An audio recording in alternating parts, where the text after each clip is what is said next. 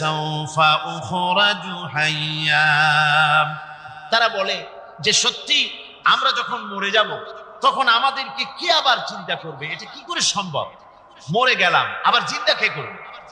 আল্লাহ রাব্বুল আলামিন ওদের কথার জবাবে নবীজিকে বলেন, আপনি জবাব দিয়ে দেন, আওয়ালা ইয়াযকুরুল ইনসানু আন্না খালাকনাহু মিন ক্বাবলু ওয়া লাম ইয়াকু শাইআ।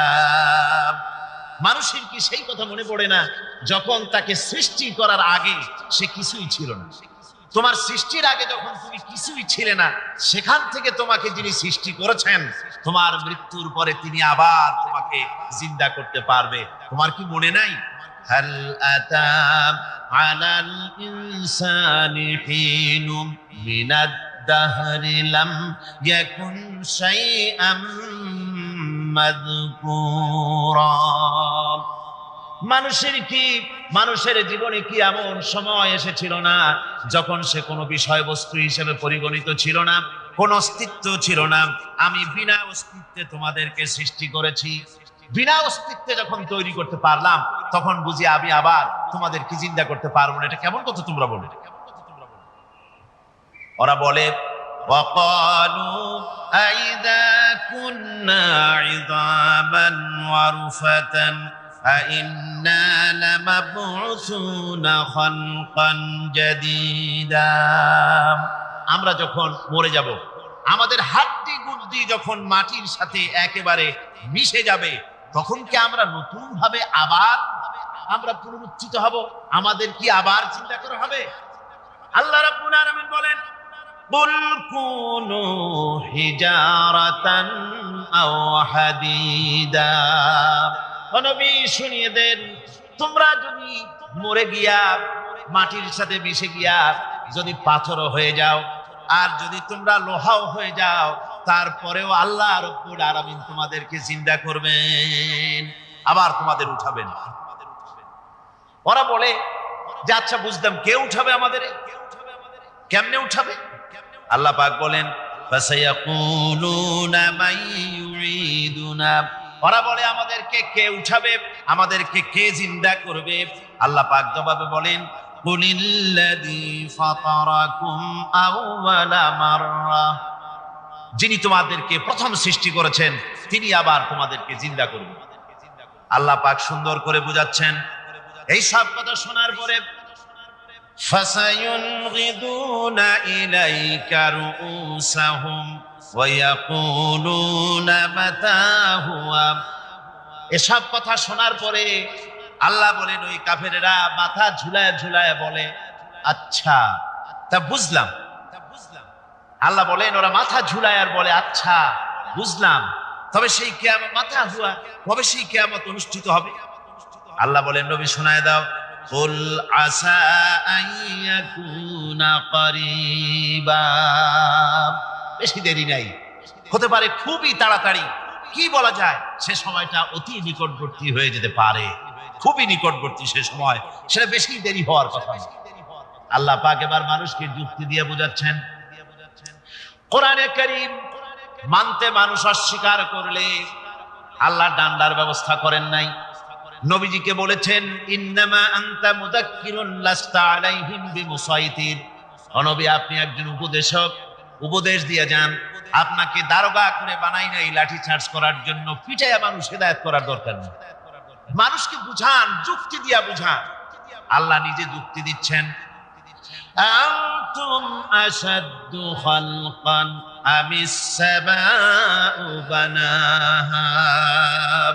ওই কাফেরেরা, তোমরা যারা পরকালকে অস্বীকার করো, তোমাদেরকে উঠাইতে পারবো না যারা তোমরা বলছো, তোমাদেরকে সৃষ্টি করা কঠিন না ওই বিশাল আকাশটাকে সৃষ্টি করা কঠিন?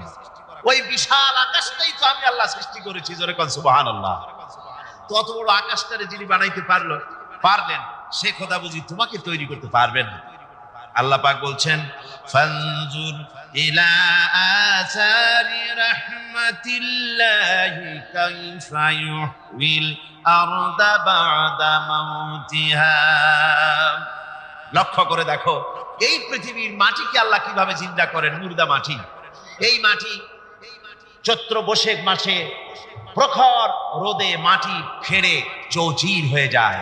এই ফেটে যাওয়া চৌচির মাটিতে আল্লাহ পাক বৃষ্টির পানি দিয়ে এই মাটিকে, এই মৃত্যু মাটিকে আল্লাহ পাক যেভাবে জিন্দা করেন, ইন্না যালিকা লামিসলিল মাউতা ওয়া হুয়া আলা কুল্লি শাইইন কাদির, সে আল্লাহ পাক তোমরা মরলে পরে আবার এভাবে জিন্দা করতে পারবেন। জোরে কোন সুবহানাল্লাহ। আমার ভাইয়েরা, আল্লাহ পাকের পরে বলেন, দেখো মৃত্যু জমিনকে কেমনে জিন্দা করি।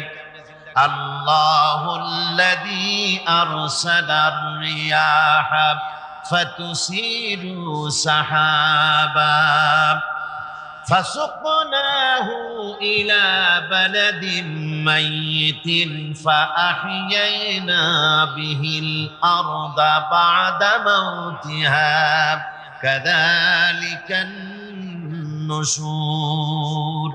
আমি আল্লাহ রাব্বুল আলামিন ওই সমুদ্রের নোনা পানিগুলোকে, সমুদ্রের লবণাক্ত পানিগুলিকে বাষ্পীয় আকারে উত্থিত করে মেঘমালায় পরিণত করি, আর এরপরে বাতাসকে হুকুম করি, বাতাস এই মেঘটারে টেনে নিয়ে যাও অমুক জায়গায়। মেঘ চলে এলো। আল্লাহ রাব্বুল আলামিন বলেন, মেঘ এবার বিন্দু বিন্দু করে বৃষ্টি বর্ষণ করে দে। আমার হুকুমে ওই পানিগুলি বৃষ্টি হয়ে বিন্দু বিন্দু হয়ে জমিনে পতিত হয়। আল্লাহ বলেন, এভাবে করে বৃষ্টির পানি দিয়া মরা জমিনকে জিন্দা করে দিয়া নববধূ গর্ভধারণের যেমন প্রস্তুতি নেয়, বৃষ্টির পানি পায়া মরা জমিন তেমন ফসল ধারণের জন্য প্রস্তুতি নিয়ে নেয়। সুবহানাল্লাহ। এইটা যেভাবে আমি করি, কাযালিকান নুশুর, এইভাবে করে তোমাদের কি কিয়ামতের দিন আমি জিন্দা করতে পারবো? কেমনে অস্বীকার করো? কাইফা তাকফুরুনা বিল্লাহি ওয়া কুনতুম আমওয়াতান ফাহইয়াকুম সুম্মা ইউমীতুকুম সুম্মা ইলাইহি তুরজাউন। কি করে তুমি আমাকে, আমি আল্লাহকে অস্বীকার করো? কুনতুম আমওয়াতান, তুমি ছিলে নিষ্প্রাণ, ফাহইয়াকুম, এরপরে আমি তোমাকে জিন্দা করলাম, সুম্মা ইউমীতুকুম, এরপরে তোমাকে আমি মৃত্যু করব, সুম্মা ইহয়ীকুম, এরপরে তোমাদেরকে আবার আমি জিন্দা করব, সুম্মা ইলাইহি তুরজাউন, এরপরে তোমাদের সকলকেই আমার কাছে ফিরে আসতে হবে। দেখেন না, আমরা যখন মানুষকে কবরে রাখি, কবরে রাখা তারপরে উপরে মাটি দিয়ে কি বলেন আপনারা? মিনহা খালাকনাকুম, পড়েন, মিনহা খালাকনাকুম ওয়া ফিহা নুঈদুকুম ওয়া মিনহা নুখরিজুকুম তারাতান উখরা। হে বান্দা, এই মাটি দিয়া তোরে তৈরি করা হয়েছিল, এই মাটির ভিতরে রেখে গেলাম, আবার এই মাটি থেকে আল্লাহ রাব্বুল আলামিন তোমারে জিন্দা করবেন। কিয়ামতের ময়দানে সকলকে উঠতে হবে সেখানে আল্লাহর দরবারে। আল্লাহ পাক বলছেন, বান্দা কেমনে অস্বীকার করে? ইন কুনতুম ফি রাইবিন মিনাল বা'স ফাইন্না খালাকনাকুম মিন তুরাব। পরকালকে যারা অস্বীকার করো, কিয়ামতে উঠতে হবে, এটাকে কিভাবে অস্বীকার করো? চিন্তা করে দেখো, তুমি নিষ্প্রাণ মাটি ছিলে, সেই মাটি দিয়েই আমি তোমাকে তৈরি করেছি। আবার আল্লাহ পাক মানুষকে আরো বুঝান, কিয়ামত আছে, পরকাল হবে, আল্লাহর দরবারে উঠতে হবে। আলাম ইয়াকুনু ফাতাম মিন মানিয়্যুমনা, তুমি কি মাতৃগর্ভে নিক্ষিপ্ত এক ফোঁটা পানি ছিলে না? সুম্মা কানা আলাকাতান ফাখালাকা ফাসাওয়া, এরপরে তোমাকে মাংসপিণ্ডে, জমাট রক্তে মাংসপিণ্ডে পরিণত করা হলো, এরপরে তোমাকে সুন্দর করে তোমাকে সুগঠিত করা হলো। ফাজআলা মিনহু যাওজাইনি যাকারা ওয়াল উনসা, এরপরে মাতৃগর্ভের ভিতরে আমি এটাকে পুরুষ বানালাম, কন্যা সন্তান অথবা পুত্র সন্তানে পরিণত করলাম। এইটা যে পেরেছে, যিনি পেরেছেন, আলাইসা যালিকা বিকাদিরিন আলা আইয়ুহিয়াল মাউতা, সে আল্লাহর পক্ষে কি সম্ভব নয় যে তোমার মৃত্যুর পরে তিনি আবার জিন্দা করতে পারবেন? কি বলবেন, কি বলেন, সম্ভব না? তিনি পারবেন না? নিশ্চয়ই তিনি আবার কিয়ামতের মাঠে আমাদেরকে হাজির করতে পারবেন, এতে কোনো সন্দেহ নাই। আল্লাহ পাক সেই জন্য এখানে বলতেছেন যে ওরা বাল কাযযাবু বিসসাআ, ওরা আসলেই পরকালকে অস্বীকার করেছে। আপনি যে নবী এতে কোনো সন্দেহ নাই, আপনি খানা খান, আপনি বাজারে যান, এটাই মূল আপত্তির বিষয় না। মূল কথা হলো তারা পরকালকে অস্বীকার করেছে। আল্লাহ পাক বলেন ওয়া আন্নাস সাআতা আতিয়াতুন লা রাইবা ফিহা, অবশ্যই সে সময় আসবে, সে কিয়ামত আসবেই, এতে কোনো সন্দেহ নাই। ওয়া আন্নাল্লাহা ইয়াবআসু মান ফিল কুবুর, আর আল্লাহ পাক তিনি কবরের মধ্যে অন্তর্হিত যা কিছু আছে সবাইকে কিয়ামতের দিন আল্লাহ পাক ময়দানে উঠাবেন। কিয়ামতে আল্লাহর দরবারে সকলকে হাজির হতে হবে। আমার বন্ধুগণ, আল্লাহ পাক বলেন ওয়া লাকাদ খালাকনাল ইনসানা মিন সুলালাতিন মিন তিন। লক্ষ্য করো, তুমি ছিলে মাটির নির্যাস থেকে তোমাকে তৈরি করা হয়েছে। শুধু মাটির নির্যাস থেকে তোমাকে কোনো মডেল ছাড়া, কোনো ধরনের আদর্শ ছাড়া, কোনো ধরনের নমুনা ছাড়া তোমাকে সৃষ্টি করা হবে। সুম্মা জাআলনাহু নুতফাতান ফি কারারিম মাকিন, এরপরে মাতৃগর্ভের একটা অত্যন্ত সুরক্ষিত জায়গায় তোমাকে সংরক্ষণ করা হয়েছিল। সুম্মা খালাকনান নুতফাতা আলাকাতান ফাখালাকনাল আলাকাতা মুদগা, রক্তপিণ্ডকে, নাপাক পানিকে জমাট রক্ত করেছি, জমাট রক্তকে আমি আবার গোশতপিণ্ডে পরিণত করেছি। ফাকাসাউনাল ইযামা লাহমা, এরপরে সুন্দর করে চামড়া দিয়া গোশত দিয়ে একটা আকৃতি তোমাকে দান করেছি। সুম্মা আনশানাহু খালকান আখারা ফাতাবারাকাল্লাহু আহসানুল খালিকিন, এরপরে সুন্দর একটা বিশেষ একটা আকৃতি দিয়ে তোমাকে আমি সুন্দর করে সুগঠিত করে তোমাকে তৈরি করেছি। সুম্মা ইন্নাকুম বা'দা যালিকা লামাইতুন, এরপরে আমি আল্লাহ রাব্বুল আলামিন তোমাকে মৃত্যু দেব, অবশ্যই তোমাকে মৃত্যুবরণ করতে হবে। সুম্মা ইন্নাকুম ইয়াউমাল কিয়ামাতি তুবআতুন, এরপরে কিয়ামতের দিন আসবে, ওই বিশেষ মুহূর্ত আসবে, সেই নির্দিষ্ট সময় আসবে, ওই কিয়ামতের মাঠে আল্লাহর দরবারে তোমাদের সকলকে উঠতে হবে, কোনো সন্দেহ তাতে নাই। আল্লাহ পাক বলছেন ওয়া আ'তাদনা লিমান কাযযাবা বিস-সাআতি সাঈরা, আমার এই পরকালকে, এই আখিরাতকে, কিয়ামতের দিনকে যারা অস্বীকার করবে, যারা মিথ্যা মনে করবে, আমি তাদেরকে জ্বলন্ত আগুনের শাস্তি তাদের জন্য রেখেছি। জোরে বলেন নাউজুবিল্লাহ। সেই কিয়ামত যে দিনটা আল্লাহ পাক মানুষের জন্য রেখেছেন, সেই কিয়ামতের অবস্থা বড়ই মারাত্মক। মানুষেরা তা জানে না। মানুষ যদি তা বুঝতে পারতো, জানতে পারতো, তাহলে মানুষেরা গুনাহের কাজ করতে পারত না। আপনারা কি চিন্তা করেন, ওই যে কাফেরগুলি মক্কার জীবনে রাসূল পাক সাল্লাল্লাহু আলাইহি ওয়াসাল্লামের মক্কি জিন্দেগিতে যে সমস্ত মানুষগুলি চুরি করত, ডাকাতি করত, জিনা করত, বদমাশি করত, মানুষ হত্যা করত, এই লোকগুলি ফিরে আসতো কিসের কারণ?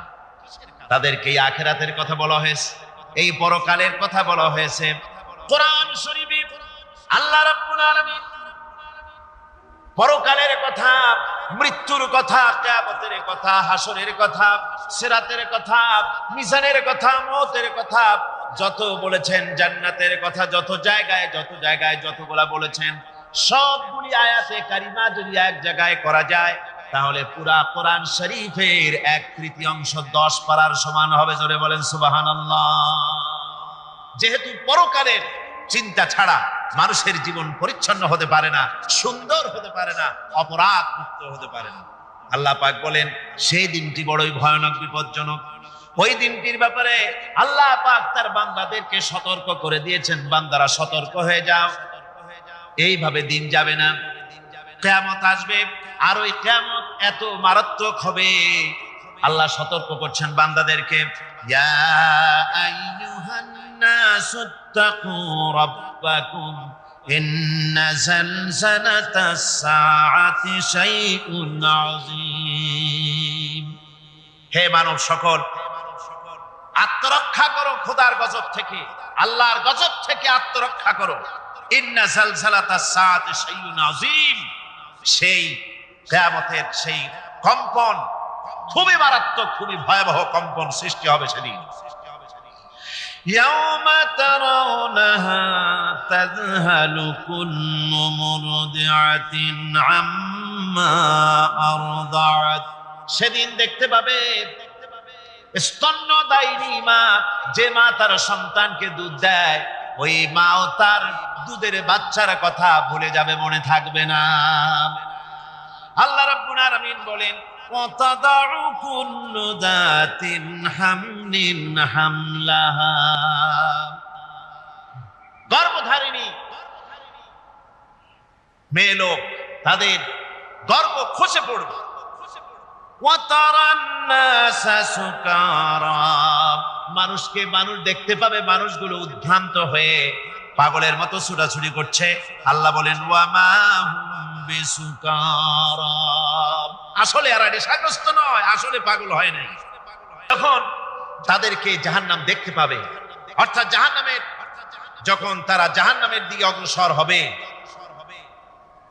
তখন তারা দূর থেকেই জাহান্নামের ক্রোধ এবং তেজস্বী আওয়াজ শুনতে পাবে। জাহান্নামের আওয়াজ, বিকট আওয়াজ। ওই যে কক্সবাজারের সমুদ্র সৈকতে ভ্রমণ করতে গিয়ে সমুদ্রের তুফানের আওয়াজ শুনছেন না? কথা কন না কেন? সমুদ্রের তুফানের আওয়াজ শুনেছেন তো? এইটা কি? এটা কিছুই না, এর থেকে মারাত্মক আওয়াজ, তেজস্বী ক্রোধের আওয়াজ কানের মধ্যে আসতে থাকবে জাহান্নামীদের।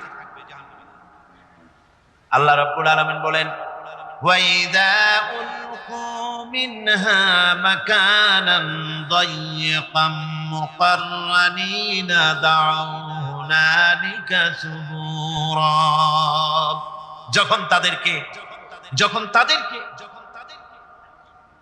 হাত পা বেঁধে এই জাহান্নামের কোন সংকীর্ণ জায়গায় ফেলে দেওয়া হবে, তখন দাও হুনালিকা সুবুরা, তারা তখন নিজেদের ধ্বংস এবং মৃত্যু কামনা করবে। আল্লাহ বলেন লা তাদউল ইয়াউমা সুবুরান ওয়াহিদান ওয়াদউ সুবুরান কাসীরা, আজকে এক মৃত্যু দেখো না, অসংখ্য মউত ডাকো। আজকে মউত আর তোমাদের আসবে না, অসংখ্যবার ডাকলেও মউত তোমাদের আসবে না। এই যে জাহান্নাম, যে জাহান্নামের দিকে তাদের নিয়ে যাওয়া হবে, আল্লাহকে অস্বীকার করলে, নবীকে অস্বীকার করলে, ইসলামকে অস্বীকার করলে, আল্লাহর নবীর নবুয়তকে অস্বীকার করলে তাদের জায়গা হবে জাহান্নাম। আর সে জাহান্নাম এত মারাত্মক, এত কঠিন জায়গা, যে জায়গা সম্পর্কে আল্লাহ পাক বলছেন ইন্নাহু মাইয়াতি রাব্বাহু মুজরিমান ফাইন্না লাহু জাহান্নামা লা ইয়ামুতু ফিহা ওয়া লা ইয়াহইয়া, অপরাধী হয়ে যে লোক আল্লাহর দরবারে উপস্থিত হবে তার জন্য জাহান্নাম হবে, জাহান্নামে আল্লাহ দিবেন। আর ওই জাহান্নামে যখন লোকটা পড়ে যাবে, জাহান্নামের অবস্থা এমন হবে লা ইয়ামুতু ফিহা ওয়া লা ইয়াহইয়া, সে বাঁচবেও না মরবেও না, জীবন মৃত্যু একটা অবস্থা সৃষ্টি হবে।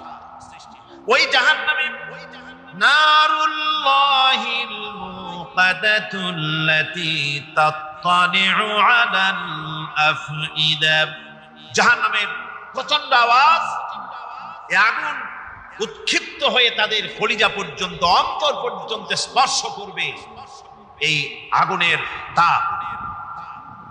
আর এদের পাহারায় রাখা হবে ইন্নাহা আলাইহিম মুসাদাতুন ফি আমাদিন মুমাদ্দাদা, জাহান্নামীদের পাহারায় রাখা হবে নির্মম, কঠোর ব্যবহার, কর্কশ আওয়াজ, কর্কশ ভাষী এ ধরনের ফেরেশতাদেরকে রাখা হবে তাদের পাহারায়, তারা নিয়োজিত থাকবে।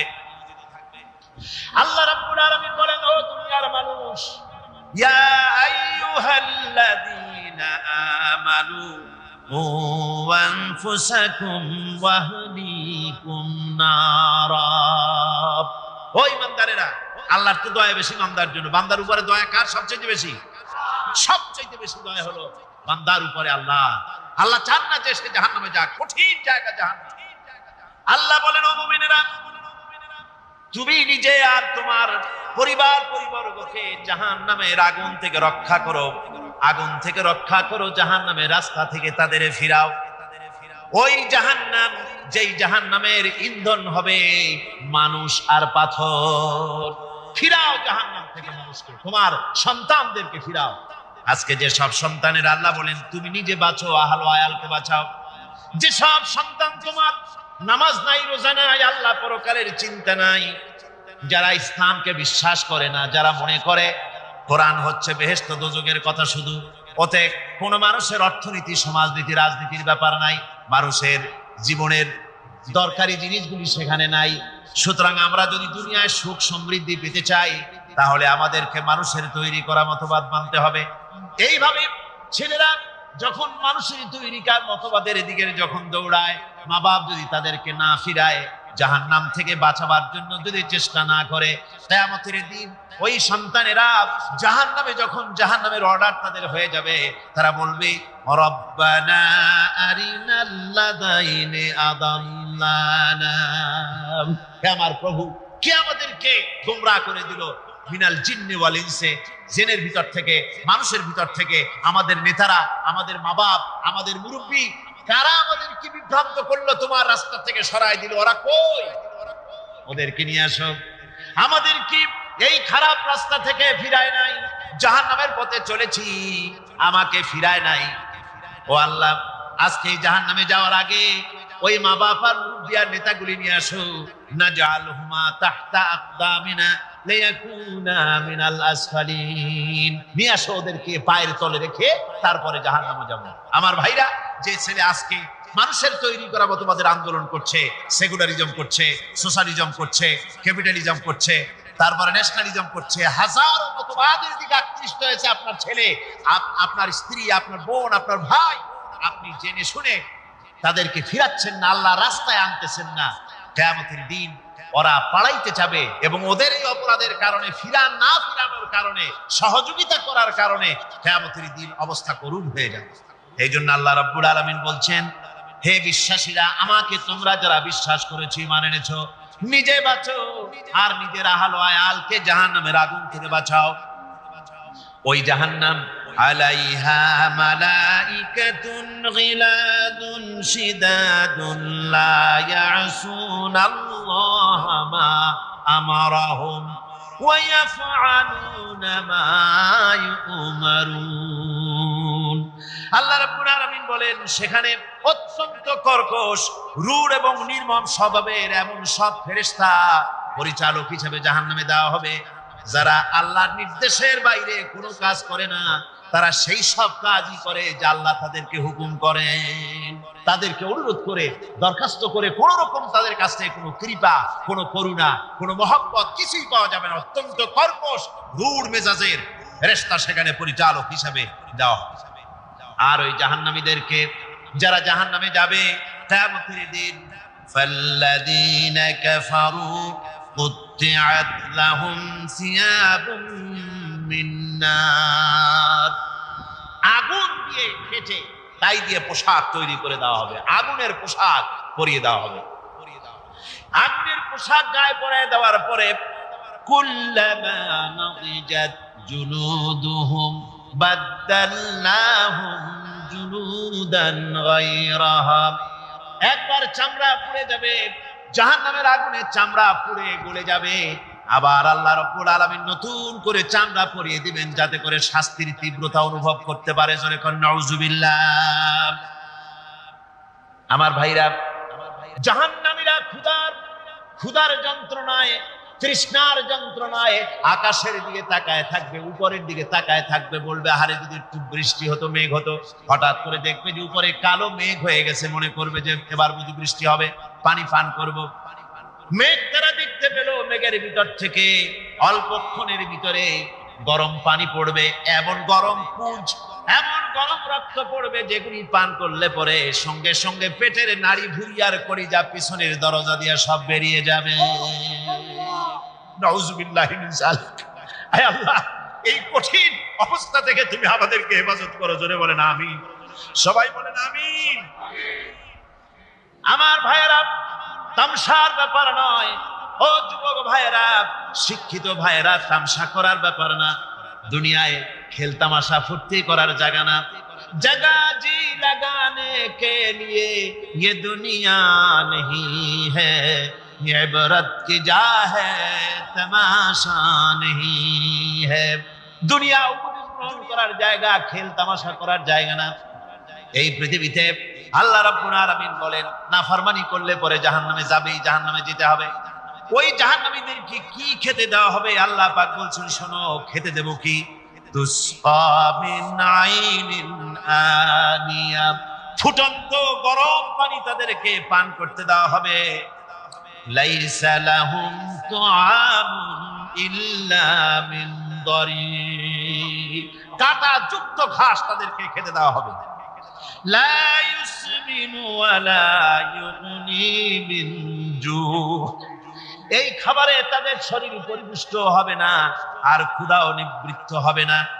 আমার বন্ধুগণ, এমন কঠিন জাহান্নামের অবস্থা থেকে মাপ পাওয়ার জন্য ইমানের জোশ আসতে হবে, ইমানদার হতে হবে, আর নাফরমানিকে ছেড়ে দিতে হবে।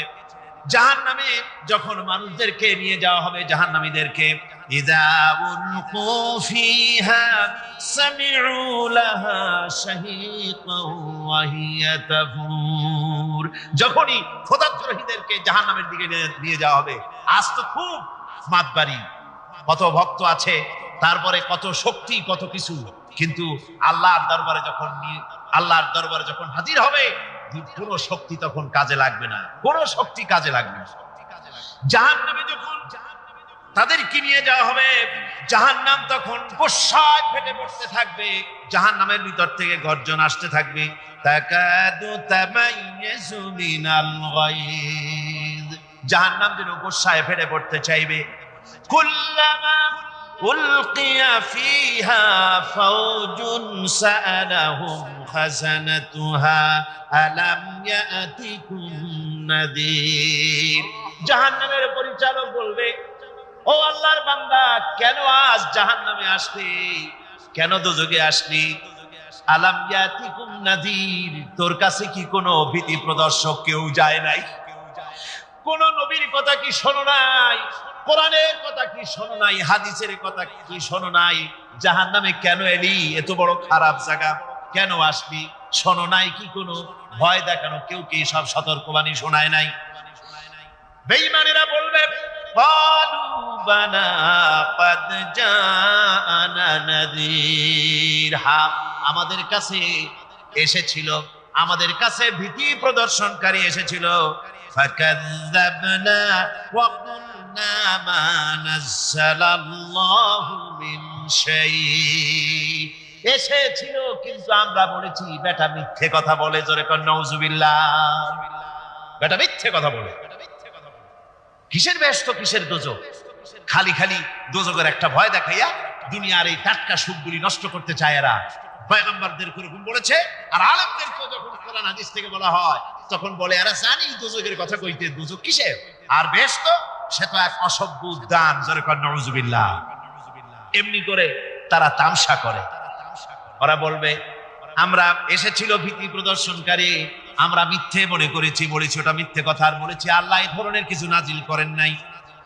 জাহান্নামীরা বলবে, ওয়াকালু লাউ কুন্না নাসমাউ আও নাকিলু মা কুন্না ফি আসহাবিস সাঈর, আরে লাউ কুন্না নাসমাউ, তার মানে হলো যদি আমরা শুনতাম, অর্থাৎ মানতাম, যদি নবীর কথা মানতাম, কোরআনের কথা যদি মানতাম, আর যদি ভালো করে বুঝতাম, মা কুন্না ফি আসহাবিস সাঈর, তাহলে আজকে এই জাহান্নামের কঠিন শাস্তি আমাদের লাভ পেতে হতো না, জাহান্নাম থেকে বেঁচে যেতে পারতাম। কি সর্বনাশ করলাম, বুঝি নাই, যা কিছু শুনেছি মানুষের কথা মতো শয়তানের ওয়াসওয়াসায় পড়ে তো ভুলই করলাম। সেদিন যতই আফসোস করা হোক না কেন, এই আফসোস কোনো কাজে লাগবে না। সেটা এমন জান্নাত হবে লাহুম ফিহা মা ইয়াশাউনা খালিদিন, যা চাইবে মনের আশা আকাঙ্ক্ষা অনুযায়ী সব পাবে বেহেশতের মধ্যে। খালিদিন, চিরকাল সেখানে থাকবে। কানা আলা রাব্বিকা ওয়াদান মাসউলা, এটা হচ্ছে তোমার রবের অবশ্য পূরণীয় ওয়াদা। জোরে বলেন সুবহানাল্লাহ। এটা তোমার আল্লাহর ওয়াদা, অবশ্যই তিনি তা পূরণ করবেন। তোমরা জান্নাতে থাকবে, সেখানে যা চাইবে তাই পাবে। একজন বলছিল জান্নাতে যাইয়া যা চাইবো তাই যদি পাই তাহলে তো খুব ভালো কথা। কয়েছে হুজুর আমার তো হোক্কা খাওয়ার দারুণ অভ্যাস, তা বেহেশতের মধ্যে হোক্কা পাবো? বুজুর্গ ব্যক্তি বলছেন আল্লাহর বান্দা, বেহেশতে যাইয়া যদি তুমি হোক্কা খাইতে চাও তো আল্লাহ তোমার হোক্কা দিবেন, কিন্তু আল্লাহর কসম করে বলতে পারি বেহেশতে যাইয়া এমন পচা জিনিস খাওয়ার তোমার ইচ্ছে জাগবে না। এত ভালো জিনিস তুইয়া এই পচা জিনিস খাওয়ার ইচ্ছা তোমার জাগবে না মনের ভিতর। বেহেশত আল্লাহ রাব্বুল আলামিন মুমিনদের জন্য রেখেছেন। আমার ভাইয়েরা, সে বেহেশতের বর্ণনা কোরআনে কারীমের মধ্যে আল্লাহ দিয়েছেন। একদিকে জাহান্নাম, কোরআনের বর্ণনা কত সুন্দর।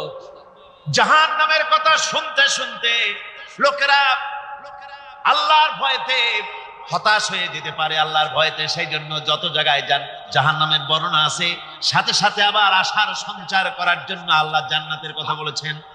কাহার এবং জব্বার নাম আল্লাহ যেখানে ব্যবহার করেছেন, সাথে সাথে আবার গফুর রহিম নাম ব্যবহার করেছেন, বান্দা যেন হয়রান হয়ে না যায়।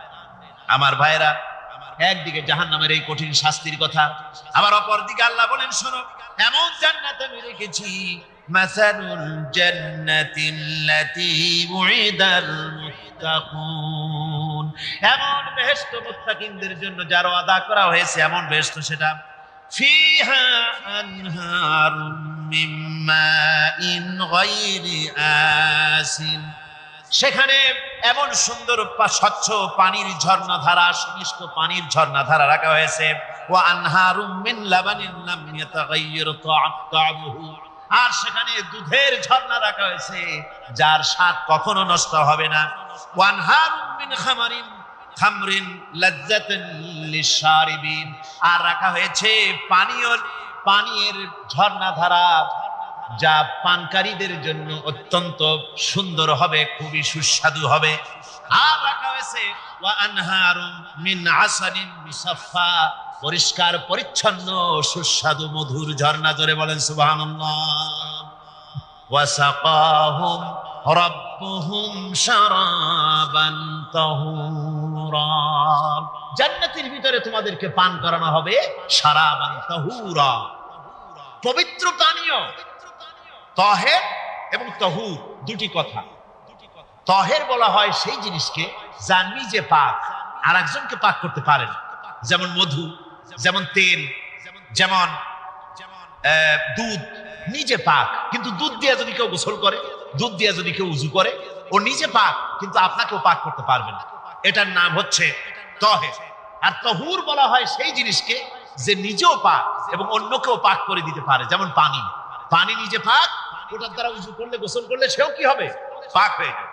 আল্লাহ তাই বলেন জান্নাতের ভিতরে ওয়াসাকাহুম রাব্বুহুম শারাবান তাহুরা, জান্নাতের ভিতরে শরাবে তাহুর পান করানো হবে।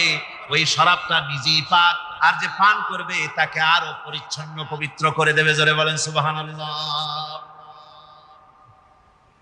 সেই শরাব হবে এমন, খিতামুহু মিস্ক, যার মুখগুলি সুন্দর করে সুগন্ধি দিয়ে মিস্ক দিয়ে আটকানো রয়েছে। তারপরে কি? ওয়াফি যালিকা ফালিয়াতানাফাসিল মুতানাফিসুন, এবার এই শরাব পান করার জন্য, এই পবিত্র পানীয় পান করার জন্য প্রতিযোগিতা করো, কে তোমরা প্রতিযোগিতা করে তার কাছে যেতে পারো। কিয়ামতের দিন আল্লাহ পাক জান্নাতে এই জিনিস পান করাবেন, আর ওই পাগলেরা কয় মদ খাওয়াবে। জোরে কান নাউযুবিল্লাহ। যার অভ্যাস সেটাই সে নিজেও তাই চিন্তা করে। আমার বন্ধুগণ, জান্নাতের ভিতরে আল্লাহ রাব্বুল আলামিন এভাবে মধুর ঝর্ণা রাখবেন, দুধের ঝর্ণা রাখবেন। শতত প্রবাহিত ঝর্ণা ধারা সেখানে থাকবে। মুত্তাকিনা আলাল আরাইকি লা ইয়ারাউনা ফিহা শামসান ওয়ালা জামহারিরা। জান্নাতীরা ঠেস দিয়ে ছায়ার মধ্যে আরাম করে বসে থাকবেন, না তাদেরকে সূর্যের তাপ জ্বালাতন করবে আর না তাদের কোনো সেখানে কোনো কষ্ট হবে। এমনি করে আরাম করে তারা তার ভেতরে থাকবে, আর সেখানে তাদেরকে সুন্দর করে ছায়া সুবির এক সুন্দর জান্নাতের ভেতরে এক সুন্দরতম পরিবেশের মধ্যে আল্লাহ রাব্বুল আলামিন তাদেরকে সেখানে রাখবে। এরপরে তারা وَإِذَا رَأَيْتَ ثُمَّ رَأَيْتَ نَعِيمًا وَمُلْكًا كَبِيرًا। সেখানে যেদিকেই তাকাবে সেদিকেই শুধু নিয়ামতের সাম্রাজ্য দেখতে পাবে, শুধু নিয়ামত আর নিয়ামত, এগুলি তাদের চোখে পড়বে। সেখানে না সূর্যের তাপ আর না শীতের প্রকোপ, কোনো কষ্ট নাই, মানুষের শরীর থেকে ঘামও বেরোবে না, সেখানে বার্ধক্য এসে কাউকে পীড়া দিবে না। হুজুর একজন বুড়া লোককে বলছিলেন, মিয়া তুমি তো ভেস্তে যাবে না, তুমি তো বুড়া মানুষ, তুমি তো ভেস্তে যাইতে পারবে না। লোকটা কান দিয়ে অস্থির হয়ে গেছে। রাসূল বলছেন যে ভেস্তে বুড়া মানুষ যাবে না, তাই তো আমার উপায় নেই। হুজুর বলছেন না, তুমি যখন ভেস্তে যাবে তুমি যুবক হয়ে যাবে। সুবহানাল্লাহ আলহামদুলিল্লাহ। একজন কালো মানুষ বলছেন যে কালো মানুষ বেহেশতে যাবে না, সে তো একদম কান্দিয়া হয়রান। হুজুর বলছেন দেখো তুমি যখন বেহেশতে যাবে তুমি কালো থাকবে না, তুমি সুন্দর সুশ্রী হয়ে যাবে। সুবহানাল্লাহ। আমার ভাইরা, ওই জান্নাতের ভিতরে আল্লাহ রাব্বুল আলামিন অগণিত নিয়ামত মানুষের জন্য রেখেছেন, নিজের বান্দার জন্য রেখে দিয়েছেন। ওয়া হুরুন ঈন, বেহেশতীদের জন্য রয়েছে সুন্দর চক্ষুধারী হুরগণ রয়েছে সেখানে জান্নাতীদের জন্য। কাআমসালিল লুলুইল মাকনুন, যেন সে এতই সুন্দর, যেন গোপনে রক্ষিত মুক্তার মতো, মুক্তা সদৃশ। এভাবে সুন্দর সুন্দরী হুরিগণকে, হুরদেরকে আল্লাহ রাব্বুল আলামিন তার বান্দাদেরকে সেখানে রেখেছেন। لا يسمعون فيها لغوا ولا تأثيما إلا قيلا سلاما سلاما। কোন পাপ সেখানে মানুষ দেখবে না, কোন বাজে কথা সেখানে শুনবে না, শুধু শান্তি আর শান্তি। আল্লাহ রাব্বুল আলামিন মুমিন বান্দাদের বলবেন, উদখুলুল জান্নাতা আনতুম ওয়া আজওয়াজুকুম তুহবারুন। আল্লাহ রাব্বুল আলামিন বলবেন, ও আমার বান্দারা জান্নাতে প্রবেশ করো, তোমাদের স্ত্রীদেরকে সাথে নিয়ে জান্নাতে চলে যাও। সুবহানাল্লাহ। তোমাদের স্ত্রীদেরকে নিয়ে সাথে করে নিয়ে জান্নাতের ভিতরে চলে যাও, সেখানে তোমরা আরামে থাকো।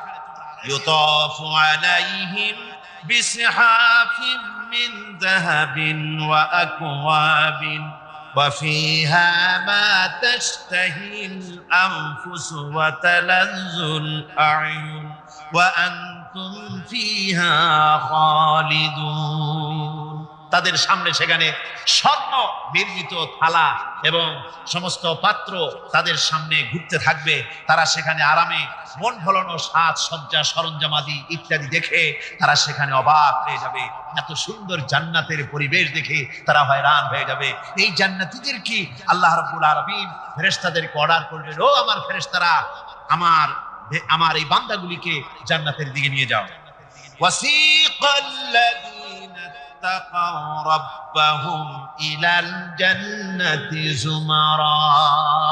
যারা আল্লাহকে ভয় করে জীবন চালায়ছে, আল্লাহকে ভয় করে যারা জীবন সমাজ ব্যক্তি পরিবার রাষ্ট্র পরিচালনা করেছে, আল্লাহ রাব্বুল আলামিন বলবেন, ও আমার ফেরেশতারা, আমার এই বান্দাগুলিকে জান্নাতের দিকে নিয়ে যা।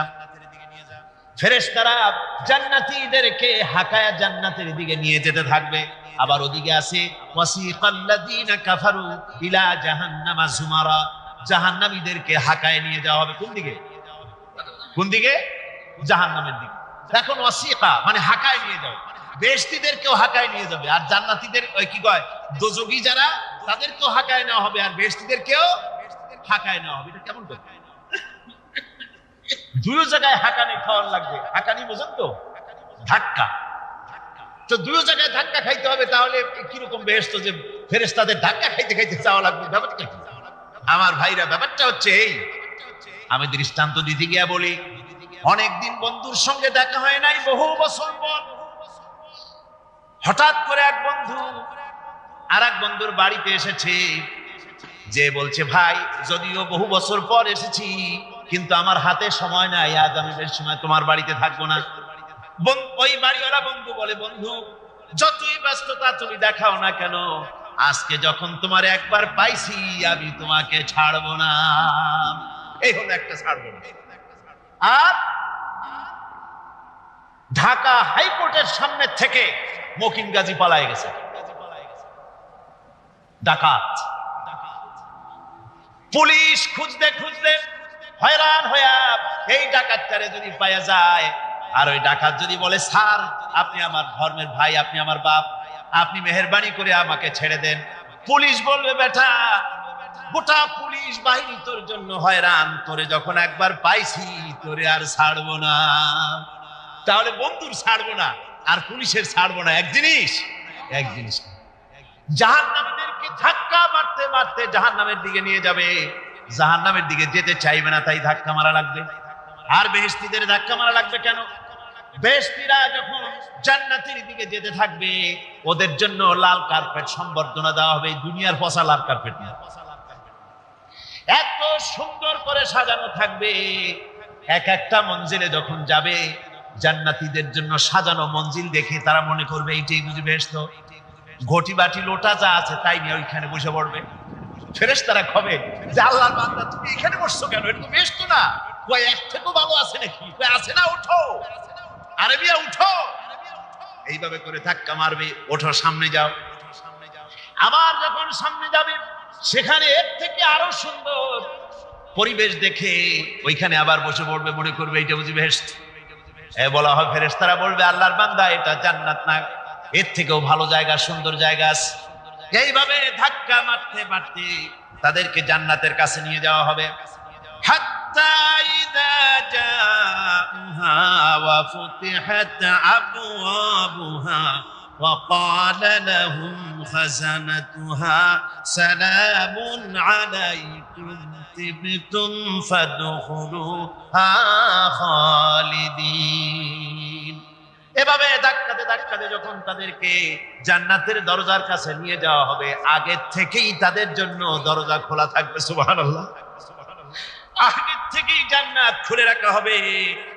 তাদেরকে বলা হবে, ওই জান্নাতের পরিচালক তিনি বলবেন আসুন, ওয়েলকাম করবেন তাদেরকে, সালামুন আলাইকুম, আপনাদের প্রতি আল্লাহর শান্তি বর্ষিত হোক, বড় ভালোভাবে জীবন যাপন করেছিলেন দুনিয়ায়, আল্লাহর হুকুম মেনে চলেছিলেন, আল্লাহর হুকুম পালন করেছিলেন। দুনিয়ার বুকে বড় অশান্তি, মানুষের নির্যাতন, মানুষের বদনামি, জেল জরিমানা, রাত জেগে তাহাজ্জুদের নামাজ পড়া, জিহাদের ময়দানে কষ্ট করে রক্ত দেওয়া, শহীদ হওয়া, কত কষ্ট করে আল্লাহর দ্বীন জমিনে কায়েমের চেষ্টা করেছেন, নিজের জীবনকে ভালো রেখেছেন, পবিত্র রেখেছেন। আজকে আপনার জন্য এই জান্নাত, ফাদখুলুহা খালিদিন, জান্নাতে প্রবেশ করুন এবং চিরকাল এই জান্নাতের ভিতরে থাকুন। আল্লাহ রাব্বুল আলামিন ওই জান্নাতের সবকিছু দান করে দিবেন তাদেরকে, বেহেশতের মধ্যে তারা পৌঁছে যাবে। আর এই বেহেশতে পৌঁছে যাওয়ার আগে আরেকটি ঘটনা ঘটবে, সেটা হচ্ছে আল্লাহর নবী তিনি কাঁদতে থাকবেন। আল্লাহ রাব্বুল আলামিন বলবেন, নবী আপনি কাঁদেন কেন? আজকে তো আপনার কাঁদার দিন না, আজকে তো কাঁদার দিন না, কেন কাঁদেন? মাকামে মাহমুদ দিয়েছি, আপনাকে কাউসার দান করেছি, কেন কাঁদেন? নবীজি বলবেন, রব্বুল আলামিন আমি দেখতে পাচ্ছি মাঝে মাঝে ফেরেশতারা আমার উম্মতগুলিকে জাহান্নামের দিকে নিয়ে যাচ্ছে। আল্লাহ রাব্বুল আলামিন বলবেন, ও আমার নবী, ও আমার হাবিব, জান্নাতি উম্মতগুলি আপনি বাছাই করে নেন। হযরত আয়েশা রাদিয়াল্লাহু তাআলা আনহা বলেছেন, একথা শোনার পরে আমি প্রশ্ন করলাম, ইয়া রাসূলুল্লাহ, ওই পরকালে কিয়ামতের ময়দানে অসংখ্য নবীদের মাঝে, অসংখ্য উম্মতের মধ্য থেকে আপনার জান্নাতি উম্মত আপনি কি করে বেছে নেবেন? হুজুর বলেন, আয়েশা, যদি কোনো ঘোড়ার কপাল যদি থাকে সাদা, আর সাদা কপালওয়ালা ঘোড়াটা যদি অনেকগুলি ঘোড়ার মধ্যে হারিয়ে যায়, তাহলে সাদা কপালওয়ালা ঘোড়াটারে কি তার মালিক খুঁজে পাবে নাকি? হযরত আয়েশা বলেন, হুজুর অনায়াসে পাবে।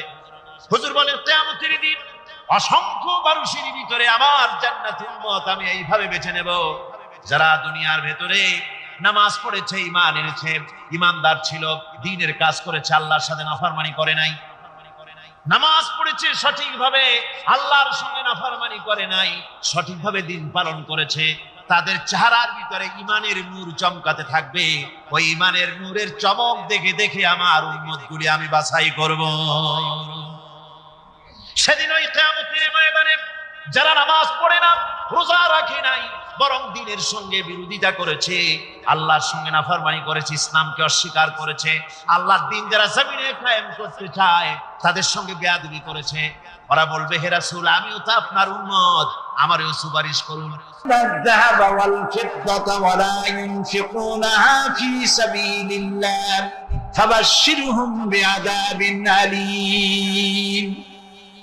যারা নাকি রৌপ্য এবং স্বর্ণ সঞ্চয় করে, আমার রাস্তা খরচ করে না, মানে গরিবদের দেয় না, সঞ্চিত করে রাখে, তাদের জন্য কঠিন পীড়াদায়ক শাস্তির সুসংবাদ দাও। প্রশ্ন উঠতে পারে, শাস্তির কি সুসংবাদ হয়? শাস্তির কি হয়? আল্লাহ সুসংবাদ বললেন কেন? এটা বোঝাবার জন্য ছোট্ট একটি দৃষ্টান্ত যথেষ্ট। মা যদি ছেলেকে কন্ট্রোল করতে না পারে, দারুণ দুষ্ট, মা তখন বলে, দাঁড়া, তোর বাপ আসুক, আমি তারে নালিশ করবো, এমন পিঠটি দেবে তখন মজা টের পাবে। পিটাইলে কি মজা লাগে? তাহলে মজা বললো কেন? শাস্তির তীব্রতা বোঝাবার জন্য মজা শব্দ ব্যবহার করা হয়। এটা কোরআনে কারীমের বাগধারা। আল্লাহ তাআলা বলছেন, তীব্র শাস্তির সুসংবাদ দাও। স্বর্ণ আর রৌপ্য জমা করে রেখেছো, যাকাত দাওনি। বহু মহিলার অসংখ্য সোনা রূপা আছে, যাকাত দেন না। কবে কালে ভদ্র একটা বিয়ে আসবে, সেই বিবাহে সজ্জিত হয়ে যাবেন, সারা বছরে যাকাত দিলেন না, এতগুলি সোনা আটকায় রাখলেন কেন? আল্লাহ চান না টাকা পয়সা পুঞ্জীভূত হয়ে থাকুক। কোরআন শুধু নামাজ রোজা নয়, দেখুন না আল্লাহ কি বলছেন।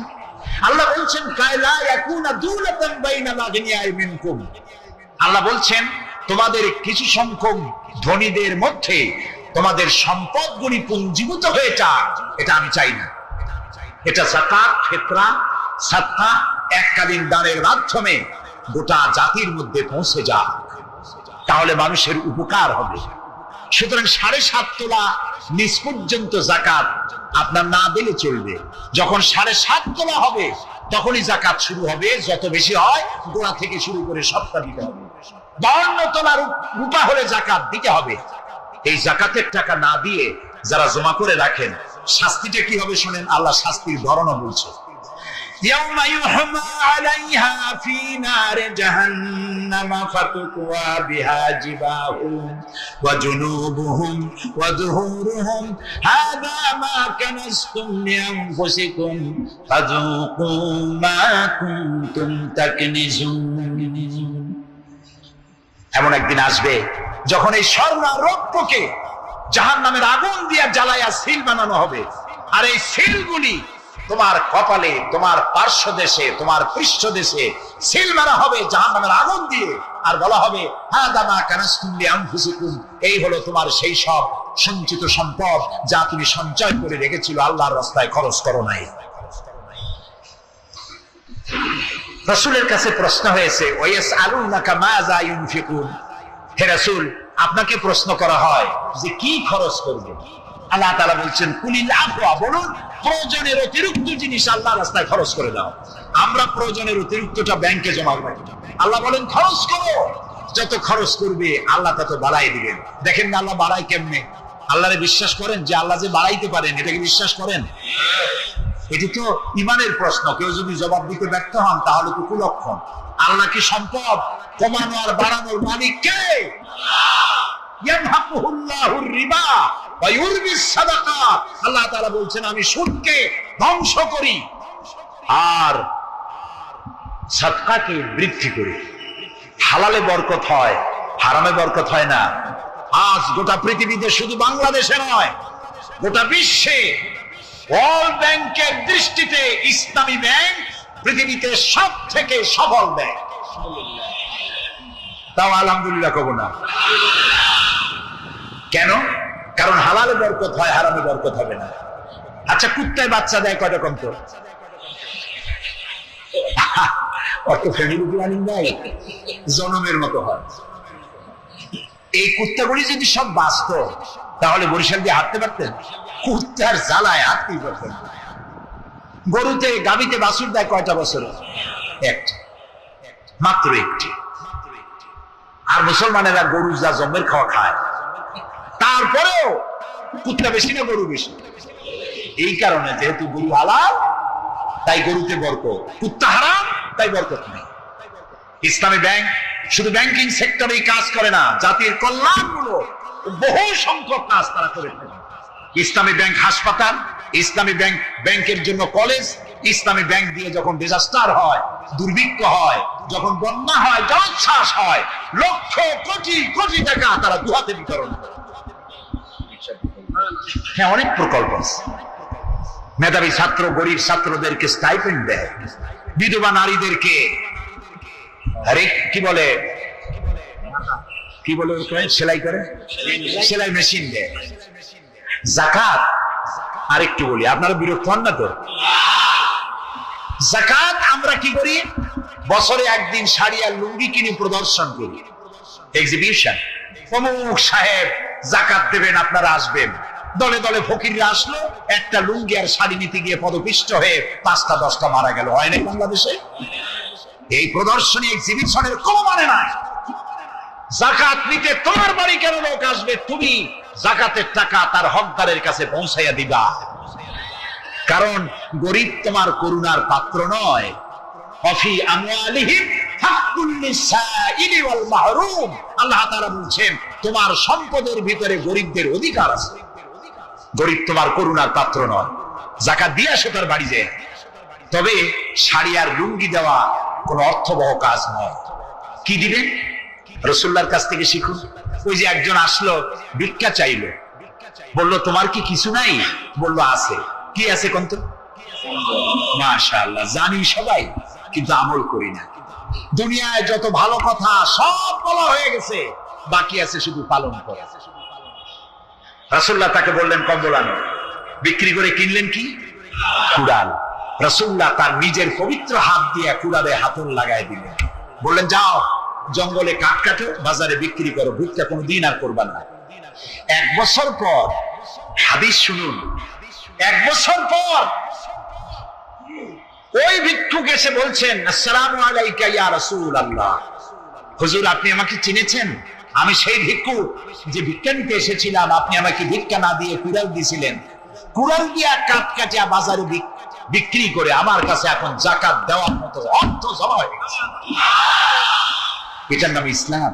শুধু নামাজ রোজা জিকির আজগারের জন্য শুধু নয়, নামাজ রোজা জিকির আজগার তো করবো, কিন্তু আমার মানুষকে দারিদ্র বিমোচন করতে হবে। সুতরাং যাকাতের টাকা দিয়ে একটা শিক্ষিত বেকার যুবককে একটা কম্পিউটার কিনে দেন, একটা বিধবা মহিলাকে একটা সেলাই মেশিন কিনে দেন। তার সতীত্ব সে বাঁচাতে পারবে। ক্ষুধার জ্বালায় মানুষ যখন অসহনীয় পর্যায়ে চলে যায়, তখন সে দেহ ব্যবসার মতো নিকৃষ্ট পর্যায়েও চলে যায়। এজন্য ধনীরা দায়ী হবে আল্লাহর কাছে। কচু গাছ কাটতে কাটতে মানুষ খুন করে। একটা এতিম বাচ্চা ক্ষুধার জ্বালায় ঘুরতেছে, ওই বাচ্চাটি আপনি তাকে একটু আদর করেন, পরে আপনি একটা চীনাবাদামের বাক্স কিনে দেন 50 টাকা 100 টাকা দিয়ে, কিছু চীনাবাদামের পুঁজি দেন, একটা পানের খিলি বানাইয়া বিক্রি করার পুঁজি দেন, কয়েকটা বুট পলিশের কালি আর ব্রাশ কিনে দেন, সে রাস্তায় বসে জুতা পালিশ করবে। ছেলেটি পকেট মারা থেকে, চুরি করা থেকে বেঁচে যাবে। সমাজ সংস্কার হবে, সমাজ অপরাধ মুক্ত হবে, সমাজ থেকে দারিদ্র বিমোচন হবে। আলহামদুলিল্লাহ। আপনি কি জানেন এই যে গাছগুলি লাগালে পরে কত সওয়াব হয়? এবং দারিদ্র বিমোচনের জন্য গাছের কি বিশাল ভূমিকা। রাসূলুল্লাহ বলেছেন হাদিস, তোমার কাছে যদি এমন খবর আসে যে কিয়ামত হচ্ছে, আর তখন যদি তোমার কাছে কোনো গাছের চারা থাকে, কিয়ামত হচ্ছে, গাছের চারাটি কিয়ামত আসার পূর্বেই গাছের চারাটি লাগিয়ে যাও, কিয়ামতের দিন সাতটায় চারিয়া হবে। একটি গাছ যদি কেউ লাগায়, ওই গাছে যত পাখি বসবে, ফল হবে, মানুষে খাবে, আশ্রয় নেবে মানুষেরা, কিয়ামত পর্যন্ত সদকায়ে জারিয়ার সব মানুষ কবরে বসে বসে করবে। সব জানে সওয়াব আর সওয়াব জানি না, খালি মনে করি ইল্লাল্লাহ ইল্লাল্লাহ বলতে পারলেই সওয়াব। আর খালি ইল্লাল্লাহ বলবেন বা কেন? যারা এই ধরনের জিকির করেন, আমার মনে দারুণ প্রশ্ন, জবাব খুঁজে পাই নাই। আল্লাহর কলেমাকে খণ্ডিত করে জিকির করার পারমিশন কোন হাদিস দিয়েছে? কে দিয়েছে এই পারমিশন? লা ইলাহা ইল্লাল্লাহ, এটা হলো পূর্ণাঙ্গ কালেমা, কমপ্লিট হচ্ছে মুহাম্মদুর রাসূলুল্লাহ। আফজালুল যিকর লা ইলাহা ইল্লাল্লাহ। কতক্ষণ লা ইলাহা ইল্লাল্লাহ, কতক্ষণ ইল্লাল্লাহ ইল্লাল্লাহ ইল্লাল্লাহ। এর অর্থ কি? আল্লাহ ছাড়া, আল্লাহ ছাড়া, আল্লাহ ছাড়া। আল্লাহ ছাড়া কি? কমন সেন্সের শুধু কমন বাদ দিয়া শুধু সেন্স যদি থাকে, কোন মুসলমানের এমন জিকির করা উচিত নয়। তবে common sense is very uncommon. দুর্ভাগ্য জাতি। প্রিয় ভাই, সব দারিদ্র বিমোচনের জন্য আল্লাহ তাআলা এসব ব্যবস্থা করে রেখেছেন। কাজ করে খাও, আয় থেকে দায় শোধ করো। আপনার পুকুর কেটে চতুর্দিকে পুকুরের কান্দায় পেঁপে গাছ লাগান, কলা গাছ লাগান। হাঁস পালেন, হাঁসগুলি পানিতে সাঁতার কাটবে, ভেতরে মাছ থাকবে। হাঁসের পায়খানা খেয়ে মাছ বড় হবে, হাঁস বড় হয়ে ডিম দেবে। এই ডিম বিক্রি করবেন, মুরগি বিক্রি করবেন, পেঁপে বিক্রি করবেন, কলা বিক্রি করবেন। মানুষের কাছে হাত পাতার চাইতে নিকৃষ্ট কাজ আর না। রাসূলুল্লাহ বলেছেন, আল্লাহর কাছে এই রকমের হাতের চাইতে এই রকমের হাতের মর্যাদা বেশি। এইটার নাম কি? সাওয়া। বলেন, এইটার নাম কি? এইটার নাম আল্লাহর কাছে এটার কোনো দাম নাই, কোনো দাম নাই। আল্লাহর কাছে দাম এইটা। এই জন্য যারা শ্রমিকদের সম্পর্কে আমার রাসূল বলেছেন, আল কাসিব হাবিবুল্লাহ, যারা সহজে উপার্জন করে খায় ওরা আল্লাহর বন্ধু। আপনারা শ্রমিক না, সেই জন্য সুবহানাল্লাহ কইতে পারলেন না। আলহামদুলিল্লাহ বলে রাসূলুল্লাহর হাদিস শোনাচ্ছি, আমি গাজী কালু চম্পাবতীর পুঁথি শোনাচ্ছি না। আল কাসিব হাবিবুল্লাহ, যে ব্যক্তি সহজে উপার্জন করে খায় সে আল্লাহর বন্ধু। এখন যদি কোন রিকশাওয়ালা, কুলি মজুর, ঠেলাওয়ালা যদি মনে করে আল্লাহর বন্ধু যখন হইছি নামাজ রোজা দিয়ে করবো, এটি কিন্তু ঠিক নয়। আল্লাহর বন্ধু হওয়ার জন্য নামাজ রোজা অত্যন্ত জরুরি। আর আপনি যে কষ্ট করে খাচ্ছেন, আপনার পয়সা হালাল। যে ব্যক্তি রিকশা চালায়, 2.5 মনে বস্তা মাথায় করে স্টিমারে উঠায়, ওর চাইতে হালাল পয়সা কারো নয়। মাথার ঘাম পায়ে ফেলে উপার্জন করছে। আপনি জানেন না যে দালানে যারা আছে খুব শান্তিতে নাই। বাইরের থেকে দেখে ভেতরের অবস্থাটা বোঝা যায় না। গুলশান, বনানী, আভিজাত্যপূর্ণ এলাকার বিশাল বিশাল বাড়ি দেখে আপনার চোখ ধাঁধা লেগে যেতে পারে, খুব শান্তির মিলন। না, শান্তি নাই। বাড়ির মালিক, বহু টাকার মালিক, রাত্রির বেলায় ঘুম হয় না। কোন ফাঁক দিয়ে জানলার পাশ দিয়ে গুলিয়ে এসে ঘুম যাত্রা করে দেয়, ঘুম নাই।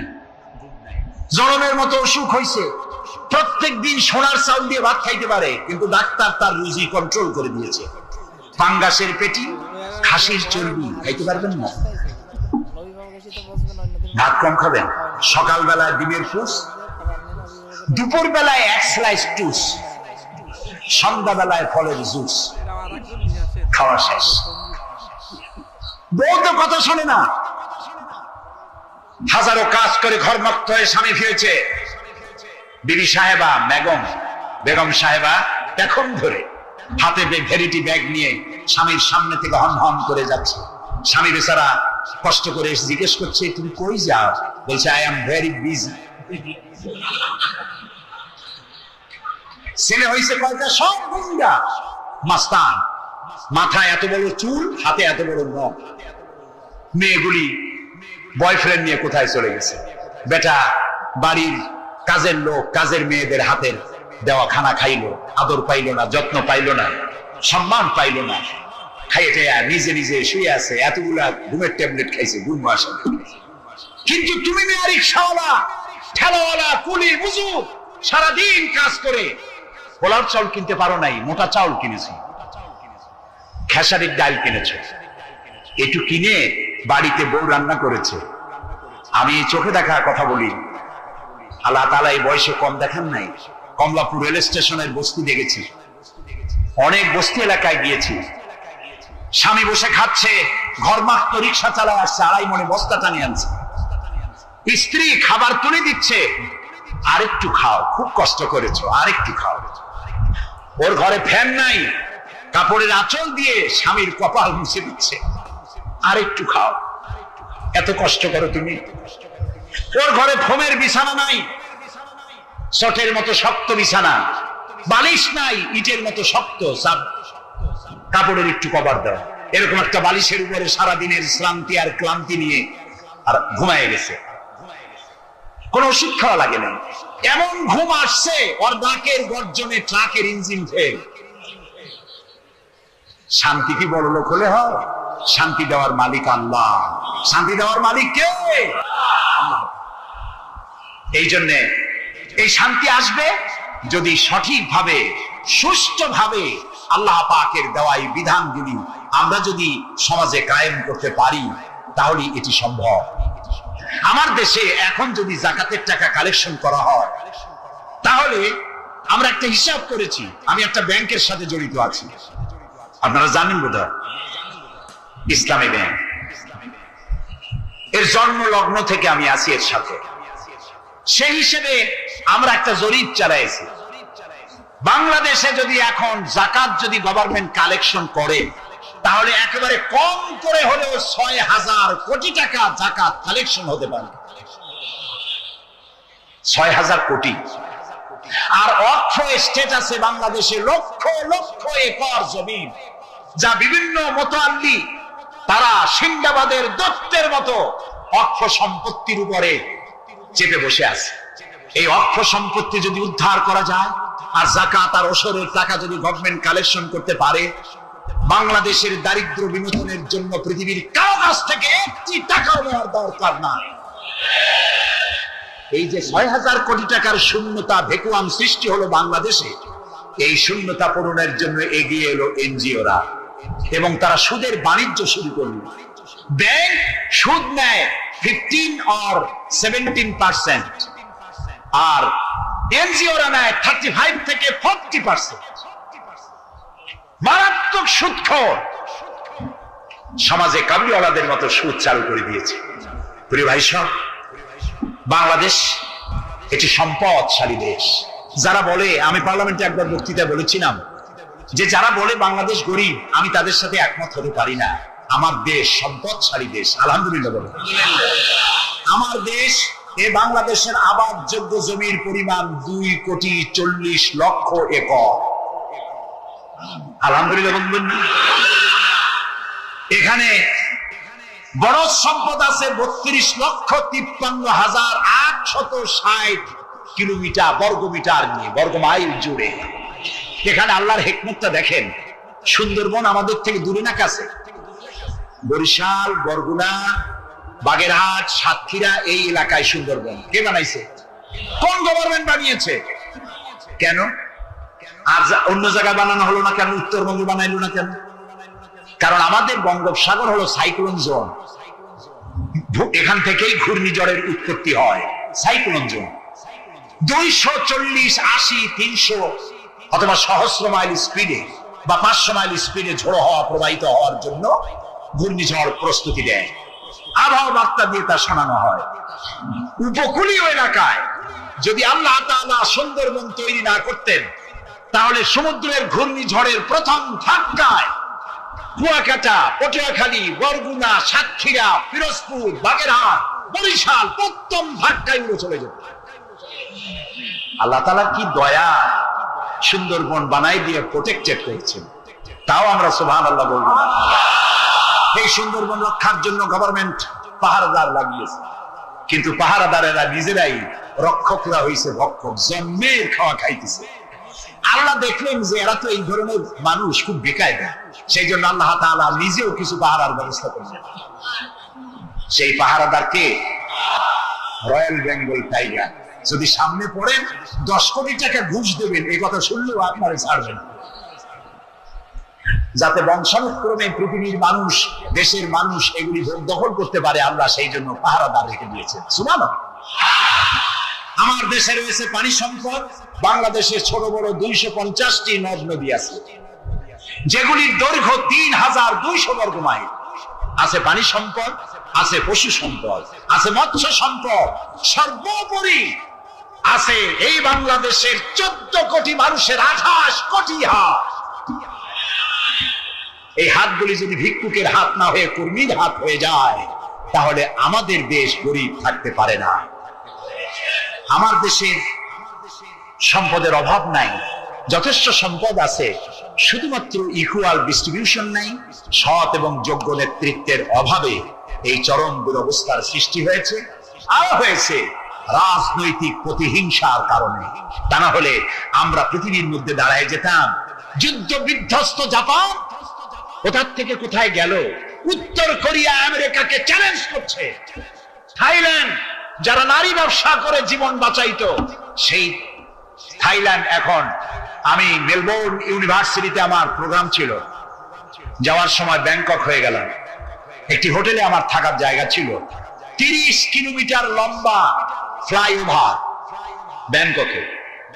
বিল্ডিং গুলি দেখতে হলে এরকম তাকালে মাথা টুপি পড়ে যায়, এত উঁচু উঁচু বিল্ডিং। সিঙ্গাপুর কোত্থেকে কোথায় গেল, আমরা যে তিমিরে ছিলাম সেই তিমিরেই রয়ে গেল। আমাদের বুঝতে হবে, আমার ইসলাম দারিদ্র্যের বিকাশের জন্য আসে নাই, দারিদ্র বিমোচনের জন্য এসেছে। সুন্দর একটি সমাজ বিনির্মাণের জন্য ইসলাম এসেছে, এবং তা গণতান্ত্রিক প্রক্রিয়ার মধ্য দিয়ে। নবী করিম সাল্লাল্লাহু আলাইহি সাল্লাম যদি বলতেন ইন্তেকালের সময় যে আমার মেয়ে নেতৃত্ব দিবে, আমার নাতি নেতৃত্ব দিবে, বলেন কার বাবার হিম্মত ছিল এটার প্রতিবাদ করার? তিনি কি তা করেছেন? না। ইন্তেকালের সময় জিজ্ঞাসিত হয়ে তিনি বললেন, আমার পরে তোমাদের মধ্যে যিনি বেশি যোগ্য, খোদাভীরু, আল্লাহকে ভয় করে, তেমন লোককে তোমরা নেতা নির্বাচিত করো। আবু বকর রাদিয়াল্লাহু তাআলা তাই বলেছেন, ওমর, ওসমান, আলী তাই বলেছেন। সুবহানাল্লাহ বলেন। আমরুহুম শুরা বাইনাহুম, এটি হলো গণতন্ত্র। তোমরা তোমাদের পরামর্শ ভিত্তিতে তোমাদের রাষ্ট্র সমাজ পরিচালনা করো। সুবহানাল্লাহ বলেন। কে বলে কোরআন শুধুমাত্র একটি ধর্মগ্রন্থ, বেদ আর বাইবেলের মতো? নিশ্চয়ই নয়। কোরআন একটি পূর্ণাঙ্গ জীবন বিধান, যা মানুষের জীবনের কথা বলে। এই মাসটার নাম কি? আরবি। আরবি মাসের নাম কি? মুহররম। এটি সেই মাস যে মাসে খেলাফতকে প্রতিষ্ঠার জন্য রাসূলের কলিজার টুকরা নয়নের পুতুল ইমাম হোসেন কারবালার ময়দানে শাহাদাত বরণ করেছিলেন, রাজতন্ত্রের বিরোধিতা করেছিলেন। হযরত ইমাম হোসেন তিনি দেখতে পেলেন 680 খ্রিস্টাব্দে সিরিয়ার দামেস্কে এজিদ ক্ষমতা দখল করলো অগণতান্ত্রিক পদ্ধতিতে, এবং সরকারি মালের কোনো হিসাব নাই, অডিট নাই, স্বৈরাচারী কায়দায় তিনি ক্ষমতা দখল করে মদিনার আহলে বায়াত যারা, মদিনার নেতৃবৃন্দকে তার আনুগত্য করার জন্য বাধ্য করল। ইমাম হোসেন যে মায়ের পেটে এসেছেন, যে পিতার পেটে জন্মে এসেছেন, যে নানার কোলে বড় হয়েছেন, তিনি কি এই দৃশ্য চোখে দেখতে পারেন? তিনি বললেন, আমি কুফায় যাব। কুফার লোকেরা দাওয়াত দিল, তিনি কুফায় রওনা করবেন। মদিনার লোকেরা হাতে পায়ে ধরলো, কুফায় আপনি যাবেন না। তিনি বললেন, আমি কোনক্রমে এজিদের বশ্যতা স্বীকার করব না, আমি এর বিরোধিতা করবই। মাত্র 72 জন লোক নিয়ে তিনি কুফার দিকে অগ্রসর হলেন। এই 72 জনের মধ্যে 40 জন পুরুষ আর 32 জন নারী আর শিশু। তিনি যখন কারবালা প্রান্তরে পৌঁছে গেছেন, ইবনে জিয়াদ কুফার গভর্নর, তিনি বাধা দিলেন, বললেন, আমার দরবারে হোসেনকে হাজির করো। ইমাম হোসেন বললেন, যে ব্যক্তি আল্লাহর আখিরাতকে অস্বীকার করেছে, রাসূলকে অস্বীকার করেছে, আমি তার সামনে জীবন থাকতে যাব না। রাতারাতি ইয়াজিদ 6000 সৈন্য পাঠিয়ে দিল। ইমাম হোসেনের সাথে লোক কত? মাত্র 72। 6000 লোক কি যুদ্ধ করা লাগে 72 সাথে? শুধু যদি মার্চ করে পায়ের তলায় পিছে 72 জন শেষ হয়ে যায়। হযরত ইমাম হোসেন রাতের বেলায় সঙ্গীদের বললেন, ও আমার সাথীরা, ইয়াজিদ আমার শির চায়, আমাকে চায়, আমার সঙ্গে থেকে তোমরা তোমাদের জীবনকে বিপন্ন করো না, তোমরা সবাই ফিরে চলে যাও মদিনায়। সাথীরা বললেন, ইমাম, আজকে যদি আপনাকে ছেড়ে জীবনের মায়া নিয়ে মদিনায় ফিরে যাই, আর আপনার যদি শাহাদাত নসিব হয়, তাহলে কিয়ামতের দিন আল্লাহ নবীর সামনে আমরা কি জবাব দেব? আমরা আমাদের জীবন দিয়ে আপনাকে পাহারা দেব। সকালবেলা যুদ্ধ শুরু হয়ে গেল। জোহরের নামাজ আসতে না আসতে 40 জন পুরুষ শাহাদাত বরণ করলেন। এখন একজন পুরুষ বেঁচে আছেন, ইমাম হুসাইন। তাবুর ভিতরে স্ত্রী এবং অন্যান্য মহিলাদের কাছ থেকে বিদায় নিতে এসেছেন। তোমাদেরকে আল্লাহর হাওলা করলাম, আমি যুদ্ধে চলে যাচ্ছি। আমার চোখের সামনে আমার নানাজির দান্দান মোবারক শহীদ হওয়া ইসলাম, সাহাবীদের রক্ত দেওয়া, জীবন দেওয়া ইসলাম, খেলাফত মিটে যাবে পৃথিবী থেকে, রাজতন্ত্র প্রতিষ্ঠা হবে। আমার জীবন থাকতে আমি তা হতে দেব না। স্ত্রী এগিয়ে এলেন, বললেন, হুসাইন, জিহাদের ময়দানে থেকে আমি আপনাকে বিরত থাকতে বলবো না, তবে একটি দাবি আছে। এই যে ছোট্ট দুগ্ধপোষ্য শিশু, গত কয়েকদিন হলো ঘরে খাবার নাই, পানি নাই, আমার বুকে দুধও নাই, এই ছোট্ট বাচ্চাটিকে একটু পানির ব্যবস্থা করুন। ইমাম হুসাইন কলিজার টুকরা সন্তানকে 2 হাতে উঁচু করে এজিদি সৈন্যদের সামনে এসেছেন। এজিদি সৈন্যরা, আমার হাতের দিকে তাকাও, এটি রসুলের আওলাদ, আমার কলিজার টুকরা সন্তান। ফোরাতের অফুরন্ত পানি প্রবাহিত হচ্ছে, একটু ফোরাতের কুলটা ছেড়ে দাও, ওর একটু পানি পান করায়। আমার সাথে তোমাদের শত্রুতা থাকতে পারে, এই নিষ্পাপ বাচ্চার সাথে তো কোনো শত্রুতা থাকার কথা নয়। তার এই আবেগপূর্ণ কথা এজিদি সৈন্যদের কলিজায় স্পর্শ করলো না। তারা বিষাক্ত তীর নিক্ষেপ করলো। ইমাম হুসাইনের উঁচু করে ধরা বাচ্চার বুকের ভিতর থেকে বিষাক্ত তীর প্রবেশ করে বেরিয়ে গেল অপর প্রান্তে। রক্ত ফিনকি দিয়ে বেরিয়ে এলো। ইমাম হুসাইন 2 হাতে আসলা ভরে সেই রক্ত চেহারায় মাখতে লাগলো আর বললেন, কলিজার টুকরো সন্তান, সালেহ আলাইহিস সালামের উটনির রক্তের চাইতে তোমার রক্ত পবিত্র। হযরত সালেহ আলাইহিস সালামের চাইতে রাসূলুল্লাহর মর্যাদা অনেক বেশি, তুমি তার আওলাদ। বাচ্চাকে কোলে করে নিয়ে স্ত্রীর কাছে গিয়ে বললেন, স্ত্রী, এই নাও তোমার বাচ্চা, ঠান্ডা হয়ে গেছে, এমন পানি পান করেছে কিয়ামত পর্যন্ত পানি পানি বলে তোমারে আর বিরক্ত করবে না। ইমাম হুসাইন লড়াই করলেন ময়দানে। বহু সংখ্যক সৈন্য হতাহত করে ফোরাতের কুল উন্মুক্ত করে ঘোড়ার পৃষ্ঠ থেকে নেমে 1 আজলা পানি তুলেছেন, পানি পান করবেন। মুখের কাছে যখন আকণ্ঠ তৃষ্ণার্ত পিপাসার্ত হুসাইন মুখের কাছে পানি নিয়েছেন, হঠাৎ ভেসে উঠল মনের পর্দায়, একটু আগে আমার কলিজার টুকরো সন্তান এই পানির মধ্যে চলে গেল। 40 জন মানুষ বিদায় হলো, এক ফোঁটা পানি দিতে পারলাম না, এই পানি আমি কেমনে খাই? হাতের থেকে পানি পড়ে গেল। অশ্বের পৃষ্ঠে আরোহণ করলেন, চতুর্দিক থেকে তীর আর তরবারি আসতে লাগলো। ইমাম হুসাইন বললেন, থামো, একটু থামো, তোমরা কাকে তীর বিদ্ধ করছো? আমি কি তোমাদের রাসূল মুহাম্মদ সাল্লাল্লাহু আলাইহি ওয়াসাল্লামের নাতি নই?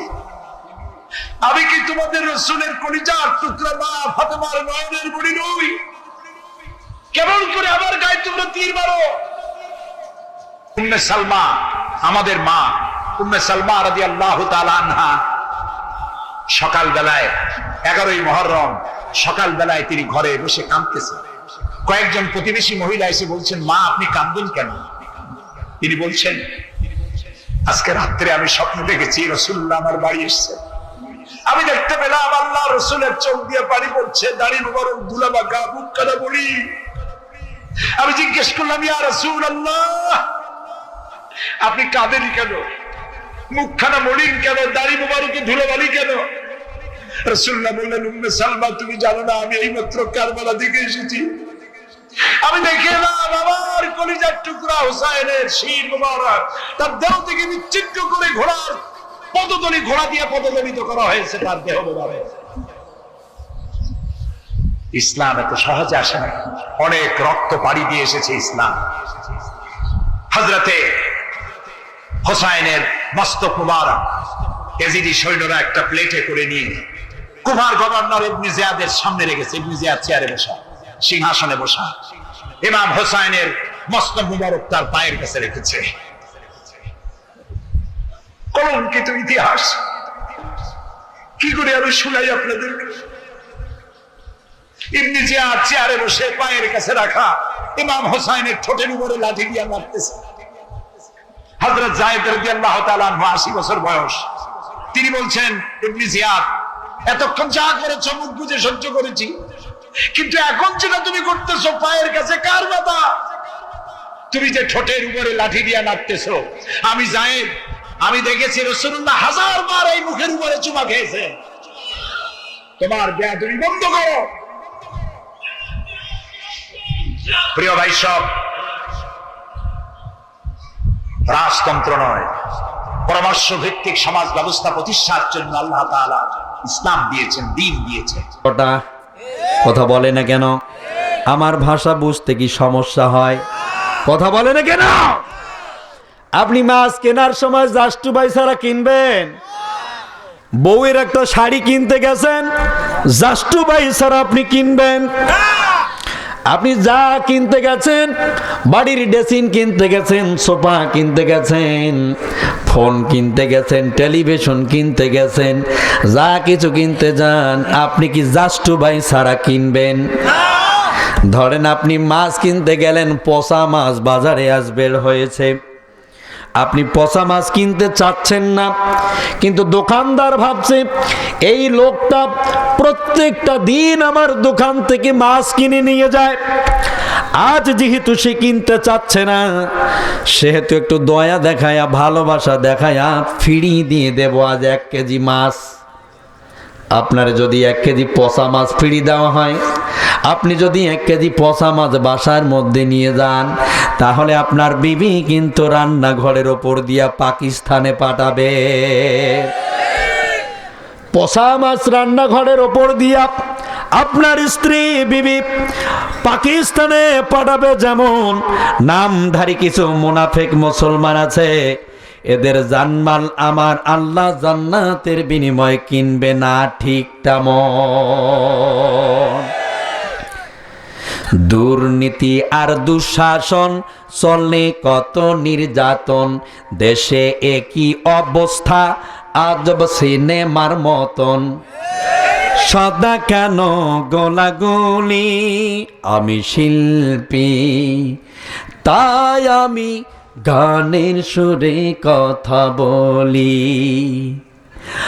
আমি যদি সাংবাদিক হতাম, দুর্নীতির চিত্র তুলে ধরতাম। আমি যদি সাংবাদিক হতাম, দুর্নীতির চিত্র তুলে ধরতাম। কেন তুমি জানো কি, শহীদের রক্তের চেয়েও দামি জ্ঞানী ব্যক্তির কলমের কালি। কেন তুমি জানো কি, শহীদের রক্তের চেয়েও দামি জ্ঞানী ব্যক্তির কলমের কালি। ঠিক কিনা? আমি যদি র্যাব হতাম, ক্রস ফায়ারে সন্ত্রাস মারতাম।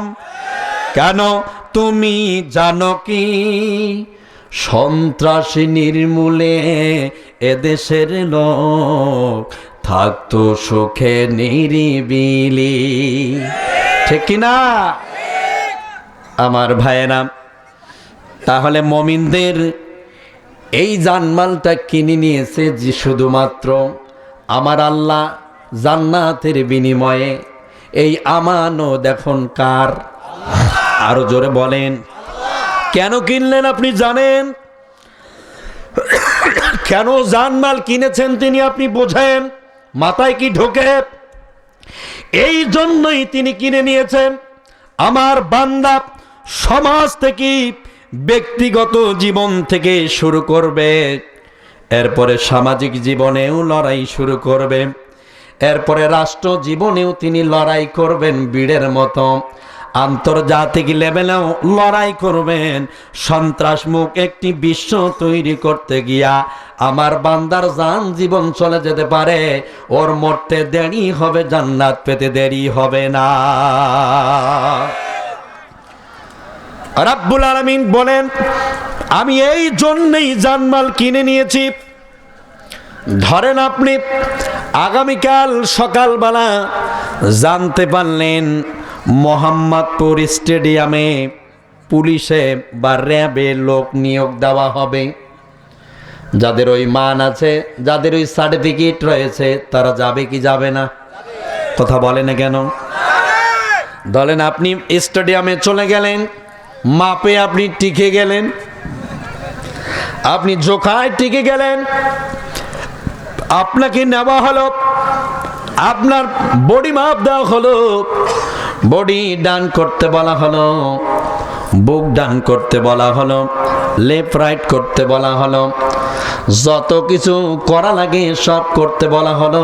আপনি প্রত্যেকটা কাজে পটু মানে পেয়েছেন। আপনার এবারে নেওয়া হলো 6 মাস ধরে আপনার ট্রেনিং হবে।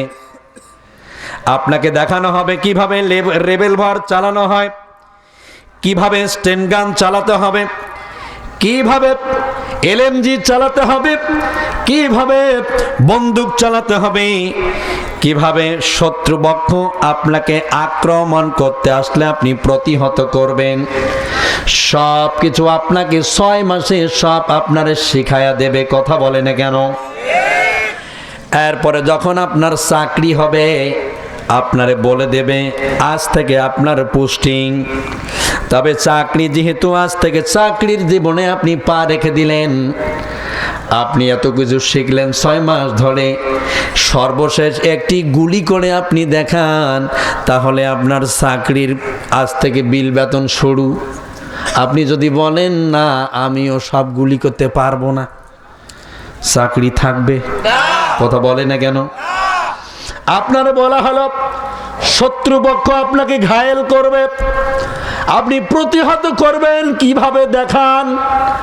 আপনি বলবেন না আমি সব পারবো না, চাকরি কি থাকবে? কথা বলে না কেন? থাকবে। আপনারে বলা হলো 40টা বুক ডান দেন, আপনি বুক ডান দিতে চাচ্ছেন না, বলতেছেন আমি পারবো না, হবে চাকরি? থাকবে চাকরি। নামাজ, যাকাত, হজ, ইসলামের ছোটখাটো বিষয়গুলো, এগুলো হচ্ছে মাত্র ট্রেনিং। এই ট্রেনিংগুলো সব কিছু যখন মানুষ পুরোপুরি করে ফেলে, তখন রব্বুল আলামিন বলেন আমি এখন আশা করতে পারি তুমি সফল কাম হতে যাচ্ছ।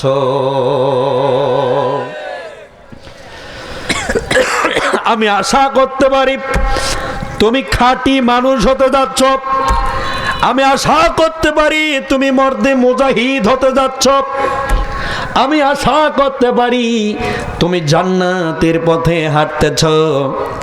যদি আপনি শুধুমাত্র ট্রেনিংটা করে বলেন আমি এখন সব শেষ, আমি এখন মরবো, জান্নাত চলে যাব, এইটা কখনো হবে না। আমার নামাজ, আমার যাকাত, আমার হজ, আমার জিকির আজগার, যা কিছু ইবাদত বন্দেগী আমি করি মুসলিম জীবনে, এগুলো সব হচ্ছে এক একটা ট্রেনিং। ট্রেনিং করার কারণটা কি? কেন? আল্লাহ পাক বলতেছেন ইয়া আইয়ুহাল্লাযীনা আমানু হাল আদুল্লুকুম আলা তিজারাতিন তুনজিকুম মিন আযাবিন আলীম। তুমিনুনা বিল্লাহি ওয়া রাসূলিহি ওয়া তুজাহিদুনা ফি সাবিলিল্লাহ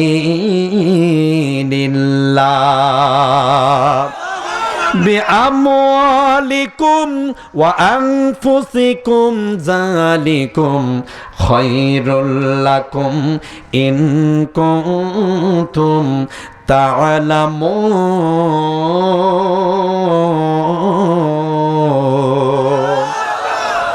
রাব্বুল আলামিন এই ট্রেনিংগুলো কেন আপনাকে দিলেন? নামাজ পড়ো, যাকাত দাও, এরপরে রোজা করো, হজ করো, তাসবিহ করো, তাহলিল করো, কোরআন পড়ো, ভালো ভালো আমলগুলো করো, নেক কাজ করো, সৎ কাজ করো। যত ভালো ভালো কাজ এই পৃথিবীর জমিনে আছে, এগুলো সব হচ্ছে এক একটা ট্রেনিং।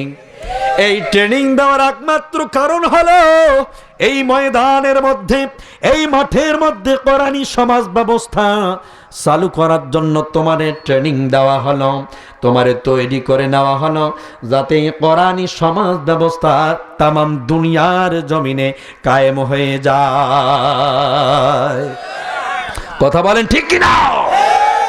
কিন্তু আপনি শুধু ঈমান আনছেন, এনে চুপ করে বসে আছেন। আমি তো ঈমানদারের ব্যাটা, আমি তো মুসলমানের ব্যাটা নাকি? শুধু কালেমা পড়েছেন আর পরিচয় দেন, আমার বাপ ছিল মুসলমান, আমার মা ছিল মুসলমান, শুধু মরবই একদিন না একদিন তো বিশ্ব নবীর উম্মত জান্নাত যাবে, হ্যাঁ নাকি? কথা বলেন না কেন? আর কথা বলছেন না কেন? এই এতটুকু ফতুয়া নিয়ে আপনারা মাতাল হয়ে গেছেন। এ দিয়ে আপনি ধুইয়া পানি করে ওষুধ বানায়া খান, আপনি জান্নাত যেতে পারবেন না। আল্লাহর কোরআনের কসম করে বলছি, যার ঈমান আনার পরে আমলে সালে করবে না, ওরা টাটকা মুনাফিক হয়ে মরবে, মুরতাদ হয়ে মরবে, ওদের মরতে দেরি হবে, ওদের জাহান্নাম যেতে দেরি হবে না। আল্লাহ পাঠিয়েছে কিসের জন্য, আর আপনি করেনটা কি?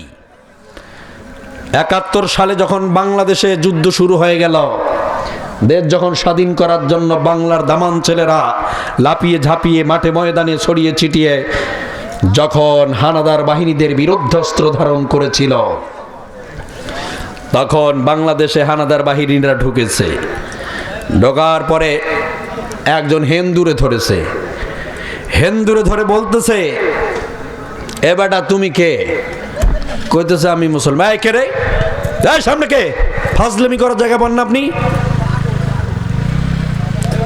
বের করে দেন, না হলে পাশে বসায় দেন। কোরআনের পরিবেশে যারা ডিস্টার্ব করে তারা একটা জাতিকে হত্যা করার গুনাহ করে। মনে আছে আপনার? এটা মাথায় রাখতে হবে। তাড়াতাড়ি তড়িঘড়ি করে এটা সাইড করেন।